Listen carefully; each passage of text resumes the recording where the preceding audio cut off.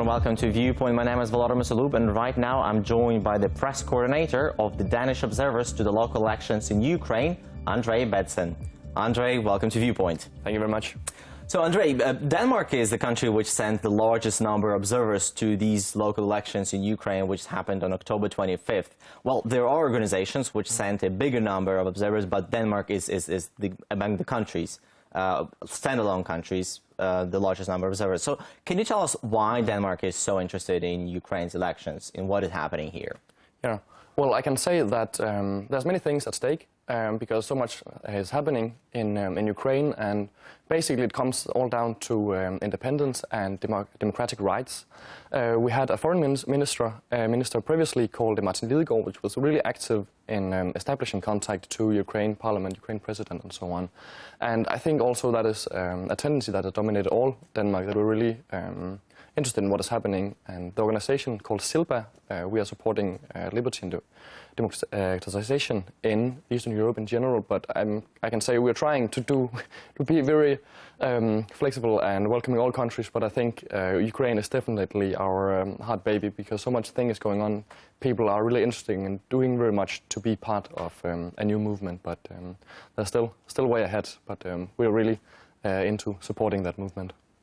So, Andrej, in the report which you issued, I understand this is the preliminary report, you said that the overall evaluation of the conduct of the voting by your organization is positive and no clear tendency of systematic fraud was observed. So basically you conclude that these elections were fair and democratic. That's true. What we're looking at, we had a team of 55 observers who've been all over Kiev and watching the opening, the voting act, and also the closing of the polling station. So it was basically a 24-hour day they were on. And what we saw was that everywhere we went, we were welcomed very warmly. And to this you also have to add that the election law that has been just adopted very shortly, before even less than 3 months, these polling officials had to prepare themselves, and they were professional, basically all of them. Of course, a few of them needed a basic training, but I would say with such short preparation time, well, you couldn't expect nothing else. So they were welcomed all the way. Andrej, can you lead us a little bit about what did your observers do at the polling stations? What was their job? Yeah. Well, as the name basically indicates, they are to observe the election. That means that they're not trying to interfere in any way. They just have to be fly on the wall, just watching what is happening, and just let the voting happen as it should be in a free and open manner. But so usually the observers do talk to the commission members, exactly, to the chairman of the commission. So what kind of questions they were asking? Well, especially also in regards to the election law and the short time they've been asking how they felt, if they were well prepared, and if everyone who'd been signed up for the election committee, if they have shown up, and how they felt about keeping this election, because it's like people from all kinds of society and all kinds of educational backgrounds, so they have different starting points, and also so if they felt ready for keeping this election, because they are the one who are putting this through, and they are like the basic power of ensuring that these elections are going to be held in coordination with overall standards of election. In your report, you indicated that your observers observed the carousel voting and vote buying. That's true. How did that happen, and how did they look like? Well, I think overall of our 14 teams, what we had around, we had 3, possibly 4 incidents of 36 polling station visited. So it's a very small number compared to the overall picture, but still what we saw is that some of these transparent curtains, which were some were pretty transparent, and you could see that they were taking pictures of their ballot paper, and that indicated that they had to document something for other than themselves, and that is an indication that they're not voting on their own free will. Speaking of the carousel voting, we had an incident where they saw a guy trying to leave the election station with a blank ballot inside his jacket, and that is basically an indication of carousel voting. Apart from these violations, and were these isolated incidents, or was this spotted on several polling stations? I would say it was isolated incidents.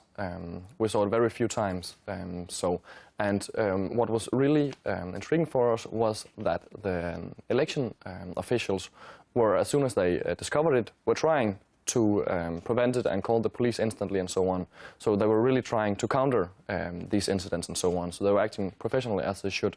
So I would say that the entire election system is working really well, and that's our conclusion. That's why we think it's a positive election. Apart from these violations, were there any other violations or irregularities which you spotted? Which your observers spotted? Yeah, of course. Well, I think there's some general shortcomings which is of minor importance, but it's still something that can be done better, especially like the accessibility of disabled persons. In all those polling stations were about 20% of the places were not able to access with a wheelchair. So in order to keep open election, that means you have to be able to vote whoever you are, then you also need to be able to access that way. And I understand if there's a few places you cannot go, and if you can maybe go to a closer station, or then you can do so. But it was like a really great tendency that these stations were not set up for persons with disabilities. Andrej, if you compare the elections in Ukraine and in Denmark, what are the similarities and obviously what are the differences? Well, if we start on the general level, I can... Well, let's talk about the local elections, because I understand you're also having the upcoming local elections in Denmark sometime soon, right? Yeah, I think it will be within the next years, 1 or 2 years. But the thing is that it is also persons of all backgrounds who are coming to be election officials, and they're doing their best to read the laws and so on. But of course, they are not. Don't have legal backgrounds and so on, so they're doing their best. So you can also experience small variations from place to place. So that is happening, and that is what you can expect. Is it being done on a voluntary basis, or are they being paid? I think they're being paid a small portions, and it's different. By whom? Huh? By whom? By the government? By the state. By the government. Yeah. So they are conducting these elections. Because here in Ukraine, they are being paid both by the government and by the political party they represent. Yeah, okay, I imagine, but still, it's not very much, and that's also actually one of our recommendations for the conduction of these elections, that when you're being paid such small amounts, and then your incentive to go there is not very big, because it's basically, they've been there even longer than our observers, so they're starting at 7 o'clock in the morning, and they are till the finish of the counting procedure, and that could, our last observers were home close to 7 in the morning, so they've been going for more than 24 hours. Andrej, can you tell us who do you send your report to? We are sending it to the international media, to the Ukrainian media, and also to the entire Danish media. What is interesting in different places in Denmark, we're trying to inform about Ukraine, about your election, and how we perceive them to be, which was a very positive conclusion. When we send it to the Ukrainian press, it's also to tell that we're here, that we're really trying to support the movement and the struggle that you're through. Once you're back into Denmark, will you have the meetings with the government representatives in Denmark to talk about what was happening here? Well, we haven't anything planned yet, because we're a civil society organization, and we're really much based on voluntary work and so on, so we don't have any government connection directly. That's why we are a civil society and non-governmental organization. For instance, as press coordinator, I keep track of the press and also other stakeholders. So, if upon an invitation, we'll be very happy to forward this. And I think, in general, the Danish press has been very basically, my question was: apart from sharing your findings, your report with the media in Denmark, will you be informing the people in Denmark of what you were doing here in any other way? No, I think the press is our main channel for getting out, and also we have a big spectrum of members in Denmark, and we are having events at all universities. One particular thing also about our policy when we're doing election observations is that all our observers, they're obliged to communicate our findings or something. It's not. It's a very, very open frame solution we have, but they have to communicate either through written press or through a presentation and so on at university and so on. So every single member have to communicate what we've been doing in some way, and that could be like presentation of Ukrainian politics. Are you planning to come back for the second round?